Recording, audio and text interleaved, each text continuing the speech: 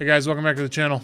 It's been 6 months that I've been doing jiu-jitsu, and figured it would be helpful to do a 6-month reflection. Kind of try to summarize in one shot what this has been so far. I've been trying to tell you and share all the details, my experiences, kind of how things have gone from what I've expected versus my fears and what I know that you're probably thinking. So this is kind of a review, I suppose. I want to keep it short and sweet because there's a lot of themes that we've seen over the videos that have carried through. So let's go ahead and let's hit that. First off the bat, I love this thing. I love it.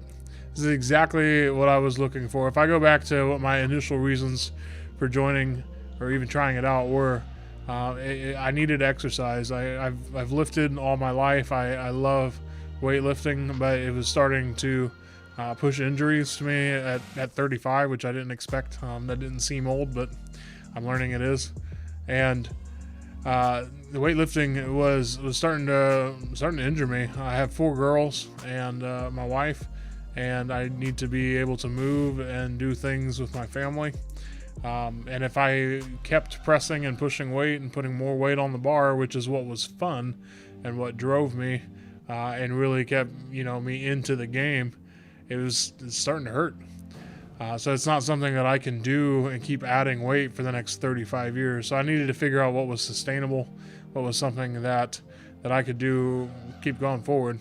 The other issues is I needed to lose weight. I needed to drop some pounds, and I have to have exercise to do that. Another big thing that I wanted is mobility. I wanted to be able to move and play with my girls. And I've spent, as I've said, the past 15 years of my life avoiding getting on the ground or even having to bend over. I use my girls to get stuff off the bottom of the fridge and to pick things up sometimes, and that's not the life I want to live. So I figured, what's the exact opposite of that? Well, spending 2 hours 3 times a week on the ground.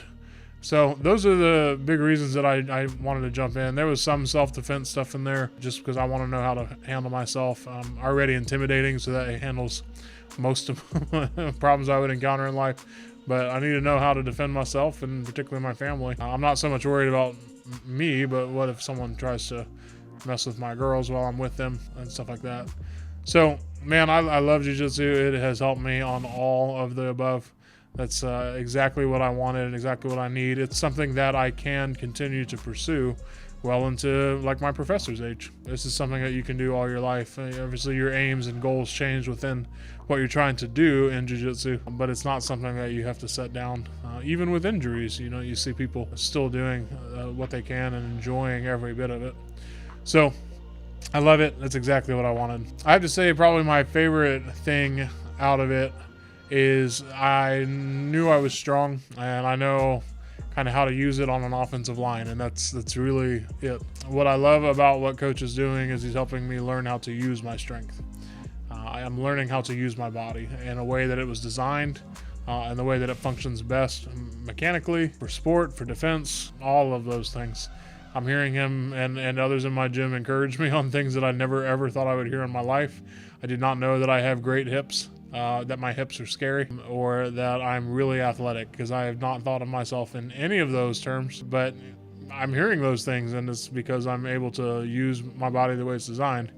Now, there are other things I'm not so great at. I know a good amount of attacks when I have you in my closed guard, but I'm not really executing those. It's really hard for me to sit up, and my torso is really long, so I don't use those. I'd rather let you into half guard, and then I can start working some stuff.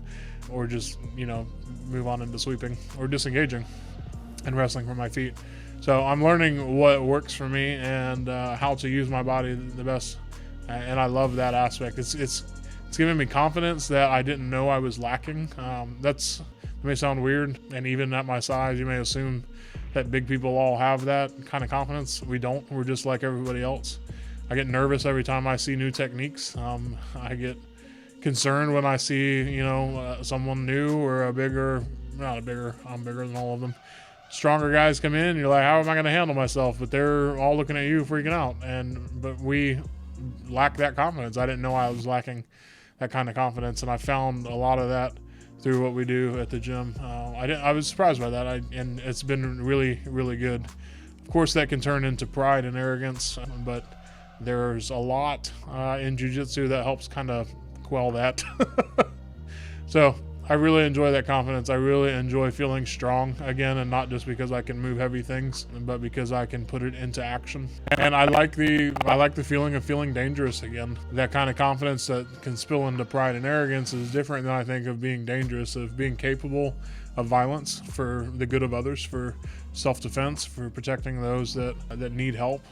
Is a good feeling. It's the way that we were designed to be as men. Is to be able to appropriately carry out violence. It can be used for evil, of course, but that's why we're learning it, so that we can put that down.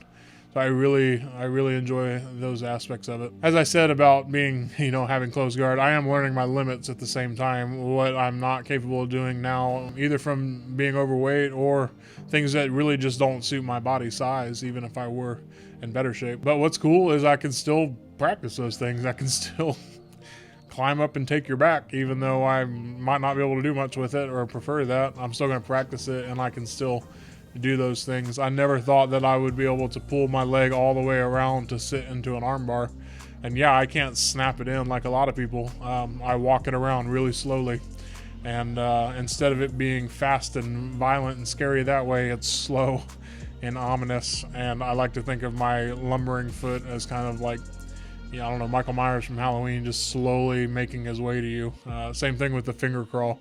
As you're lifting their arm, you just tap it on the mat, and it's nice and noisy and scary that way. So we may not move with speed, but we move with purpose, and that's probably scarier, I think, in my book. So I'm learning my limits, but I'm also seeing how, when you do things right, you find that control and you can lock those things in. Briefly, I'd say another big thing is that I love the mental chess. I love the mental aspect of the game. Not just what I'm finding I can do physically, but being able to think through things, to see things coming, to wear people out so that they start giving things up. I thought that was kind of cheating at first, but I'm seeing in myself and in others that's part of the game, is having the fortitude and the vision to be able to force people into certain situations. That feels very silly and new as a white belt, but at the same time I'm beginning to see those things, and that's super cool to know that you'll continue to see that much more clearly. I really like that mental aspect of it.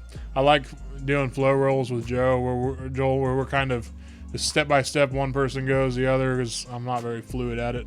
But what it does, it lets me put myself in weird situations. I'm like, I know I'm not supposed to put my arm across his center line. Let's do that and see what happens. I'm like, oh, that's why you don't do that. And you can feel what it's like to mess up without any kind of worries about how you look on the mat or losing a roll and stuff like that. You can feel what these things are like. You can discover some new situations. You might find yourself in the same situation. I find people with me that end up on their side all the time, just curled up into a tight ball, and I have to rip off a chicken wing if I'm going to do something, or I can continue to move and find ways to make them get out of position. And so doing those type of rolls helped me see the board better, as it were, and know how to work that, and that's been a lot of fun. I am finding that my game seems to be just different than a lot of people's. I think that has to do with our size. I don't know how much of that has to do with strength, so your mileage may vary on that. And but I've had talks, with my coach and my teammates and stuff, and a lot of what jiu-jitsu is supposed to be is just kind of different than other people. A lot of the ways that they will beat me is by not letting me get a hold of them, not getting underneath me, and then avoiding all of the rest of me. It feels like they are just headhunting the whole time, which is really annoying. Have people going after your head all the time, but it makes sense. I mean, that's what works. They are trying to avoid my greatest asset, which is my strength and size, and just reduce me down to maybe one limb, put all four of their limbs on my arm or on my leg or on my head. So that takes away my game, which would just be to make contact with them and make sure that I can get a hold of them. And it's really hard in no gi. I don't do much in gi yet, but what I feel like my game is going to end up being, and this seems very colored belt to me, but inviting them in with a sense of security that they can do regular jiu-jitsu with me, and then that allows me to actually engage them in the way that I want to. For instance, because I'm so wide, and we're going to do a video on this soon, because I'm so wide across, if you're in side control on top of me, I like to leave my arm dangling out. Like I hold it out here like a flopping fish, and you're Gollum. I want you to jump on that sucker. Because as soon as you move your center of your chest from here to here so that you can reach my arm, because it's so far over here, all your weight is shifted over here, and I'm sending you to the side. You can ask Nick about that. That's his favorite story to tell. So I to me, like, that's not just baiting a move. That's inviting you in with a sense of security. So I usually start all of my rolls either on my back or on my butt, just to invite people in so that they'll actually roll with me. And I feel like I've got to leave an underhook open. So when I'm in butterfly or on my side, I leave my arm up so that people will shoot in underneath, because when they go for an underhook, you have an underhook. And with a normal person, that's going to do a lot. But for me, I can reach all the way to your other hip and get a tight waist on you. And that's not supposed to happen. So that lets me do a lot of different things. So I like that kind of thing. It sounds fun to me to, do some feints that way to get people to a false security that they can engage me. Because that'll at least keep them from just running circles around me trying to jump on my head. So I don't know. That seems like that's where it's going, and I really like that part. So if I could not waste any more of your time, but try to wrap this up. One encouragement I would have for you, if you're still thinking about this, if you're wondering where will I be in 6 months, man, I can't tell you how important it is, the gym that I have, the teammates that I have, particularly the coach that I have. If I had a different coach, I don't know that I'd still be doing this 6 months later. And I don't know what that coach might look like. It could be a lot of different things. And I don't intend to put all of my success on coordinating with my coach. I think that's unfair weight to put on him. And if he were to move on and we couldn't train together anymore, I would want to believe that I can still do this at this point. But honestly, I don't know what it would look like for me 6 months ago if things were different. So I would encourage you to, you can't make a whole gym bend for you and your purpose, especially if you have a much larger class.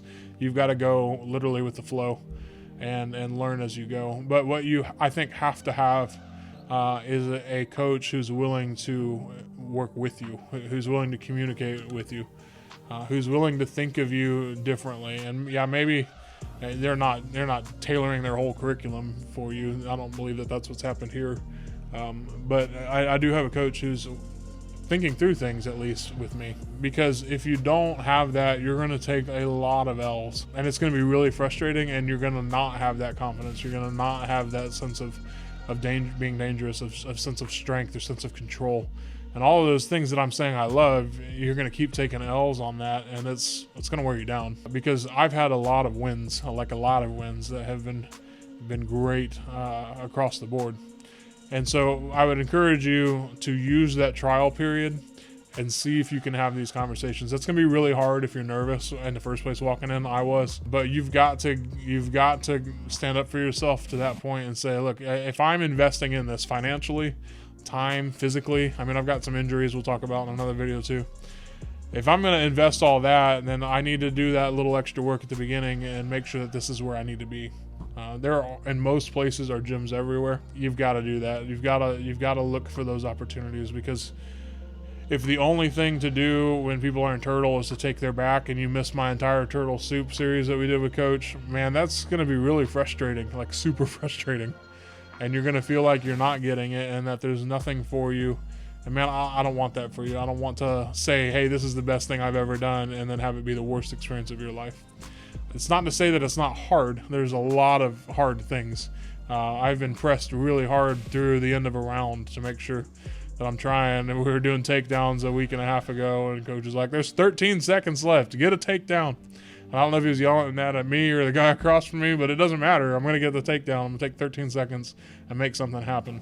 So that would be my encouragement to you. Use your trial period. Check out a couple gyms. Talk to the professors, talk to the coaches, talk to the other larger guys that are there and say, hey, what's your experience been? You're probably not going to get what I've got. That's okay. What you're looking for is the people who are invested in you, because you're investing in them. Your time, your talent, your willingness to try things, and then obviously your money. You're paying for a service. So make sure you do that. Last thing, I want to answer a question from the mailbag. I don't get a ton of emails from you guys, but I would love to answer more. Had a few people ask me if I'm still losing weight. They're asking what I'm doing to lose weight, and then my number hasn't changed on a lot of the last videos. A couple things real quick. Some of the videos we did in one day, so the weight didn't really change between them. And I was kind of back and forth between putting the weight up of what I was when we shot it versus what I was when I posted it, that type of thing. I've kind of bounced between the two because it's been in that area. Am I currently losing weight? No, I'm not. I'm hanging out in that like 405 to 400 range. Am I gaining weight? No. And that to me is probably the most important thing. I haven't gained any weight. Jiu-jitsu has really leveled me off on that. And what has happened is twofold, maybe threefold. One, the holidays. I'm a basic white boy in the fall. I love fall flavors. And I jumped off my diet slowly at first, but then I definitely was off completely in December, and I haven't really recovered all of that. So I'm not losing weight, and the diet is definitely the thing that helps you lose weight for sure. So I love fall flavors. Another weird thing, and this one I didn't expect, is a little embarrassing, but it's true. When I hit 398, and then I went to post a video, it felt really weird not being 400 pounds. That's kind of my shtick. I mean, yes, it's giant, and I suppose I will always be giant, but like that felt almost like it was part of the identity, and that was a really weird experience. It shouldn't be, and it can't be. I'm working on fighting that. That was really weird. So I've been kind of pushing through that because Coach was encouraging on one hand. He said, you want people to know that this works, and it does. It does work with diet as well. It does work, and I have no doubt that when I make those corrections, I'll continue to lose weight. But yeah, that's what I've been feeling. It's weird. I'm the 400-pound giant. I used to be the 450-pound giant. Now I'm 400. What's next? Just 350 is a weird thing, but that's what's in my head, and I think that's part of social media. I think that's part of identity issues, all that. Yeah, I'm working on that one. What is helping me turn the corner to get serious on my diet again, though, is that we got those new mats that you might have seen in my shorts that we posted lately. And so Coach is whole hog on takedowns, and wow. The 2 minutes that I spent on my feet pursuing a takedown while they were just defending, they weren't trying to take down at all, they're just defending, were harder than any roll that I've done, even from the beginning. I have never been that gassed, and that to me was like, maybe take a beat on the competitions, and it's time to get back to the diet. So Super Bowl's over, all the holidays are over. My birthday's next month, but I'll just have a little bit of key lime pie and then go back to normal. So it's time to get back on the wagon and just be the giant and not the fat giant. So I'm working on that. So I hope this has been helpful. I hope that seeing some behind the scenes, and this is a little long, is helpful, is encouraging. There's a lot to this, and that's what I love, is not just the technique. It's the culture, the thinking, the personal character development. There's just so much. I love all of it. I talk about it all the time. I would really encourage you to jump in with both feet and get some rolls in. So let me know if you guys have any questions. Send them to my mailbag. I'd love to help you on anything I can do. So appreciate you guys. Thanks for checking us out, and I'll see you next time.